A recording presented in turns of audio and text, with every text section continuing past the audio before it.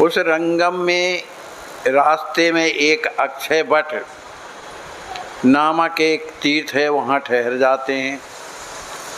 रास्ते में महाप्रभु जीवन निर्वाह भिक्षा पर ही होता है, मन किसी से कुछ मांगते नहीं, जो मिल जाए तो ठीक है, ना मिले तो ठीक। तो उनके साथ में श्री कृष्णदास भट्टाचार्य प्रभु की भिक्षा बनाकर खिलाते हैं, जब कुछ मिलता है तभी। एक दिन भिक्षा का कहीं संयोग ही न लगा। तीर्थ में उपोषण का भी विधान है, माने उपवास का, ना मिले तो कोई वो नहीं। अतः उस दिन महाप्रभु ने कुछ भी नहीं लिया और एक निर्जन स्थान में शिव जी का एक मंदिर था, मंदिर के समीप वहीं पर लेट जाते हैं। अब वहीं पर भगवान के नामों का उच्चारण करते हैं, हरे राम राम राम हरे हरे, हरे कृष्ण हरे कृष्ण हरे हरे। इस तरह का बड़े जोर से उच्चारण करते हैं, क्योंकि महापुरुष गौरांग महाप्रभु की यात्रा किस लिए है? लोगों का कल्याण करने की, स्वयं के लिए नहीं। वो तो स्वयं प्रेम मन कृपा के स्वरूप है, दूसरों का कल्याण कैसे हो, इसलिए बड़े जोर से संकीर्तन करते हैं। इस महामंत्र को जोर जोर से उच्चारण करते समय रास्ते के जो लोग वहाँ से आते और जाते हैं, उनके कानों में जब आवाज़ पड़ती है तो वे भी मंत्र मुग्ध हो जाते हैं। देखो, कोई चीज़ जब हृदय से निकलती है तो उसमें एक सरसता होती है। कोई भी वाणी हो, आदमी जब हृदय से बोलता है उसका प्रभाव कुछ और होगा, ऊपरी भाव से बोलता है उसका प्रभाव कुछ और होगा। तो हृदय से उनके भगवान की वाणी निकलती है, इसलिए उस वाणी को जो भी सुनता है वो भी मंत्र मुग्ध हो जाता है, वहाँ 2 मिनट के लिए ठहर जाता है और महाप्रभु के उस कीर्तन को सुनने लगता है। बहुत से आनंद में आकर के स्वयं कीर्तन करने लगते हैं और महाप्रभु भी उच्च स्वर से कीर्तन करते हैं ताकि लोगों का कल्याण हो। लेकिन कभी कभी क्या होता है कि ऐसे समय पर कुछ लोग नास्तिक टाइप के लोग जो होते हैं वो भी आ जाते हैं। तो वहाँ पर एक तीर्थराम नाम का एक बहुत बड़ा धनी आदमी था और वो धनी के साथ साथ उसे अपने धन का बड़ा गर्व था और उसकी युवावस्था थी, इसलिए युवावस्था का भी अभिमान था। तो जब धन पर्याप्त हो, युवावस्था पूर्ण हो, तब आदमी क्या करता है? अनर्गल काम करता है। यदि भगवान की ओर उसका अगर झुकाव नहीं हुआ तो अनर्गल ही काम करेगा, इसमें कोई शंका नहीं, क्योंकि भगवान से अलग है। तो उसने क्या किया? यद्यपि उसकी पत्नी घर में थी लेकिन उसकी वो अवहेलना करता था और उसने 2 वेश्याओं को रख लिया, जिसमें एक का नाम था सत्याबाई और दूसरी का नाम था लक्ष्मीबाई। ये बड़ी रूप सुंदरता में परिपूर्ण थी और इन्हें भी बड़ा गर्व था कि इतना बड़ा आदमी हमसे प्रेम करता है तो हम कोई साधारण थोड़ी, हम बड़ी ऐश्वर्यवान है, मने हमारा जो सुंदरता है अत्यधिक है, इसीलिए तो ये प्रेम करता है। तो वो जो है अपनी 2 वेश्याओं को लिए हुए और उनकी पत्नी भी थी, पीछे पीछे चल रही है। देखो, पतिव्रता स्त्री एक अलग उसका स्वभाव सिद्धांत होता है। वो जानती है कि हमारे पति गलत कर रहे हैं, लेकिन जहाँ तक उसका बनता है तो समझाती है, नहीं समझ में आता है तो उसका परित्याग नहीं करती, उसी के पीछे चल रही। तो जो राम तीर्थराम था, तो महाचैतन्य प्रभु को उस बट वृक्ष के नीचे लेटे हुए कीर्तन करते हुए जब देखा उसने, तो उसको लगा कि इसको अभी संसार का सुख प्राप्त नहीं हुआ, तभी तो ये भगवान का नाम स्मरण करता है। इसलिए उसने बड़े जोर से कहा, महाराज आप कौन हैं? तो महाचैतन्य प्रभु ने सुना तो नहीं, इसलिए कि वो आंखें बंद किए भगवान के रूप में ध्यान में मस्त हैं और संकीर्तन कर रहे हैं। इसलिए उन्हें बाहरी ज्ञान नहीं हुआ। तो उसने पुनः और तेज आवाज से बोला, महाराज मैं आपसे कह रहा हूँ, आप कौन हो, यहाँ क्यों पड़े हुए हो? तब उनकी बात को सुनकर के महाचैतन्य प्रभु ने आंखें खोली, लेकिन भगवान का नाम ले रहे थे। उन्होंने सोचा कि देखो एक ये महाविषी जीव है, इसका कल्याण तो करना प्रभु को है, मैं क्या कर सकता हूँ। तो उन्होंने कहा भैया, उत्तर दिया, भैया हम जो है गृह त्यागी सन्यासी हैं, माने हमने घर द्वार छोड़ दिया है, सन्यासी बन गए हैं और अपने प्यारे की तलाश में निकले हुए कि हमारे प्यारे श्याम सुंदर कहीं हमें मिल जाते, इसलिए हम उनकी तलाश में चल रहे हैं। और हम हमेशा एकांत में रहते हैं। वैराग ही हमारा बंधु है और कीर्तन ही हमारा एकमात्र कर्तव्य है। कीर्तन करते हैं, उन प्यारे का कीर्तन करते रहते हैं और यहाँ एकांत में पड़े रहते हैं। इतना कह करके प्रभु पुनः अपना कीर्तन में लग गए, परिचय दे दिया। अब इस उत्तर को प्राप्त करके वो तीर्थराम को संतुष्ट हो जाना चाहिए, लेकिन वो घमंडी था, धन दौलत थी उसके पास, वेश्यागामी तो था ही। उसको लगा कि इसने संसार का मुख नहीं देखा, अभी इसको स्त्री क्या होती है इसके बारे में इसको ज्ञान नहीं है, क्योंकि अभी कोई उनकी अवस्था ही नहीं है उस तरह की। लेकिन इतना सुंदर होते हुए भी, इतनी सुंदरता होते हुए भी इसका मन संसार में नहीं है, बहुत बड़ी ताजुब की बात। तो वो कहता कुछ नहीं है, लेकिन सोच करके रह जाता है। तभी महाचैतन्य प्रभु उठते हैं और कीर्तन करने लगते हैं। और कीर्तन इसलिए कर रहे हैं, उनको तो अब ठीक करना है ना, महापुरुष का संकल्प है। महापुरुष जिसके प्रति संकल्प कर लें कि प्रभु इसको ठीक करिए, क्योंकि संसार का विषी जीव, और भगवान भी ऐसे लोगों को ठीक करते हैं जो बिगड़े होते हैं। अरे जो सुधरे हैं उनको कौन सुधारेगा भाई, वो तो सुधरा है, जो बिगड़ा है उसी को तो सुधारते हैं। तो भगवान बिगड़ों को ही ठीक करते हैं। तो गौरांग महाप्रभु ने भगवान से बस यही कहा, भैया भगवान का नाम लो, यही पतित पावन कहलाते हैं, यही सबका कल्याण करते हैं, है ना, इसलिए इनका नाम का उच्चारण करो। लेकिन उसकी तो स्थिति कुछ और थी कि ये इतना सुंदर होते हुए भी इसमें संसार का प्रवेश क्यों नहीं है, वो इसी ताजुब में पड़ा हुआ था। इतने में महाचैतन्य प्रभु जो ओढ़े हुए थे पीताम्बरी, वो नीचे गिर गई। जब उनके शरीर का दर्शन उसने किया तो इतना सुंदर गौर वर्ण का शरीर, जैसे सोना होता है इस तरह का चमक रहा था शरीर। अब उसको तो उसका जो भाव था, अब जो संसार में था कि ये विरक्त हो गया साधु, आखिर इसने संसार को जाना नहीं है, अब उसकी स्थिति बदलने लगी। वो मन ही मन सोचने लगा और वेश्याओं से कहने लगा कि देखो जीवन ये है कि इतना प्रभु ने इसे अपना स्वरूप दिया है, बड़ा सुंदर भी है, घुंघराले बाल भी है, वाणी भी में भी मिठास है, लेकिन संसार का इसको एक भी ज्ञान नहीं। ये कितनी बड़ी बात है।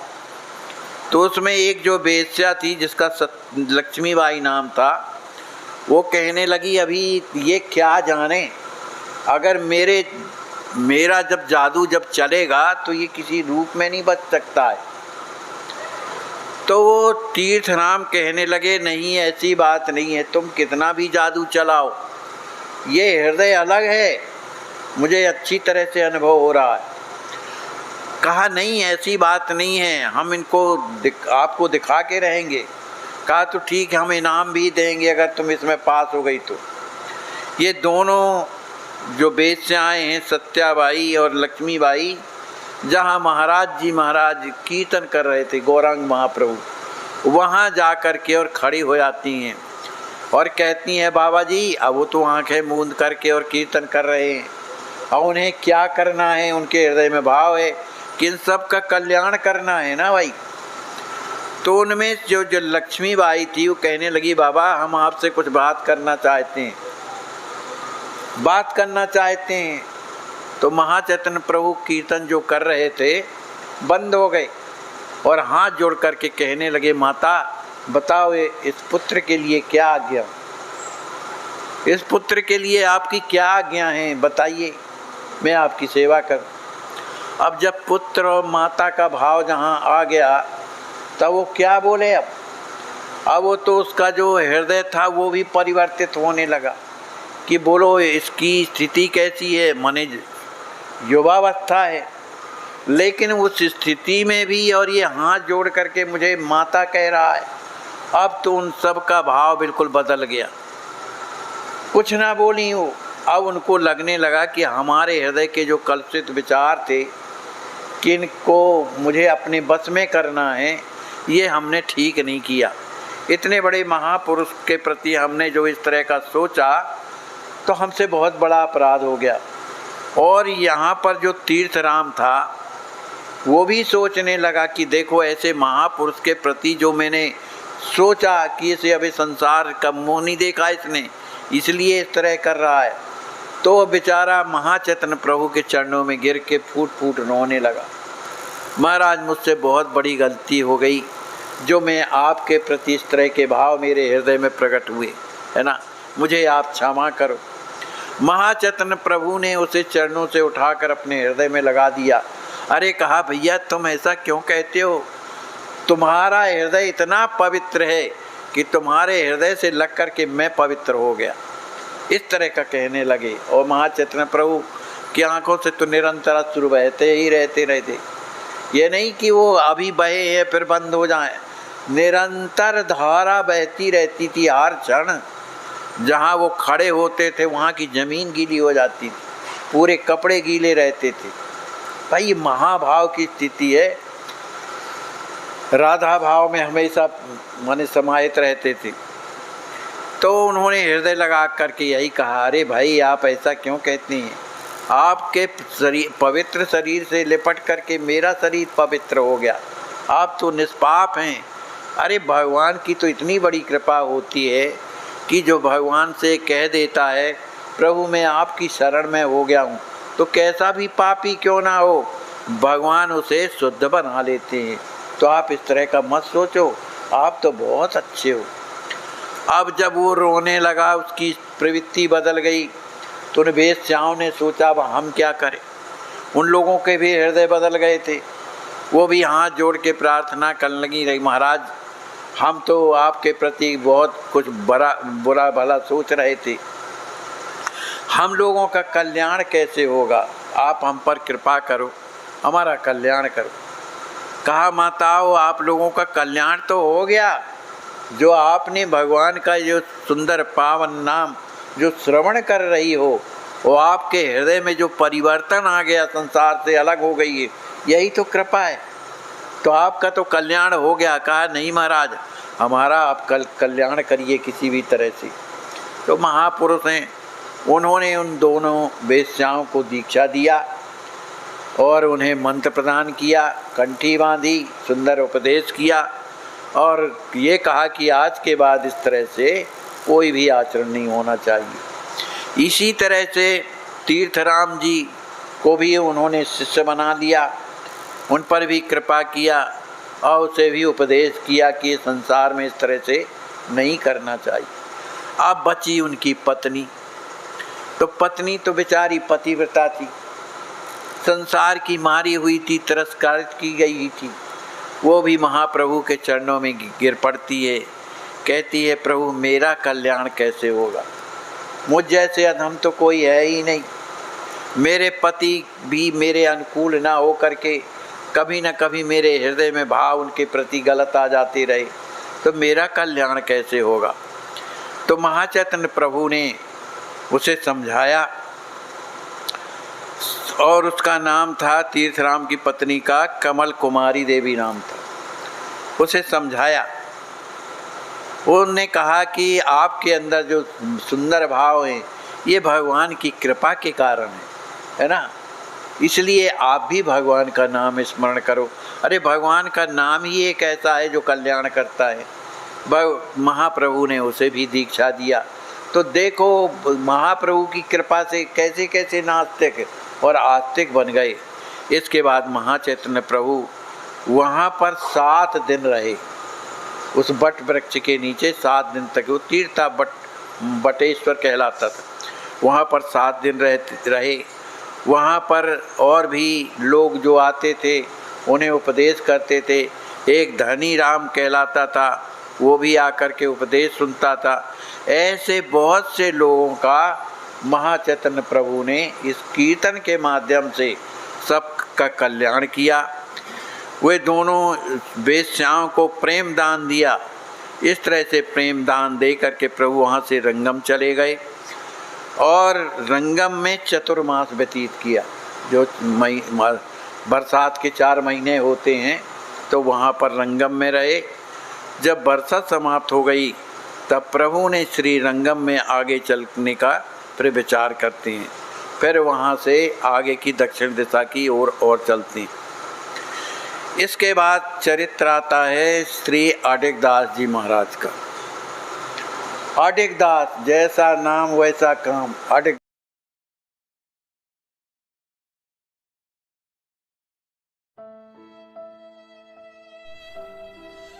इनको लकवा मारने के बाद 1 महीने तक अपने बिस्तर पर पड़े रहे।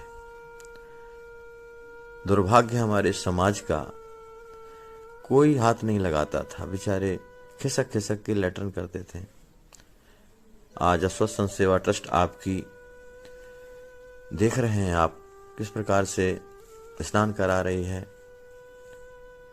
और इनको हर प्रकार के इलाज की सुविधा अब चलने लगे हैं। ये मेरे प्यारे भाइयों, जिंदगी में कठिनाइयां हमें सही रास्ता दिखा जाती हैं, अवश्य ही उनसे घबराना नहीं चाहिए। जय श्री राम। कि इसको गहराई से देखें, इसको हृदय से देखें, धरातल पर या नहीं। खूब परीक्षा लेकर इसमें दृढ़ता के साथ पूंछ पड़िए। तन से, मन से, धन से भगवान ने हमें जिस योग बनाया है, हमारा आने वाले समय में ना ये तन रह जाएगा हमारे पास, ना धन रह जाएगा हमारे पास, और ना समय रह जाएगा हमारे पास। तो जो मिला है हमें, जो भगवान ने दिया है हमें अपनी आवश्यकता से अधिक, उसकी सार्थकता तो तभी है जब हम दूसरों के काम में लगाएं। चाहे वो तन हो, चाहे मन हो, चाहे बुद्धि हो, चाहे विवेक हो, चाहे धन हो।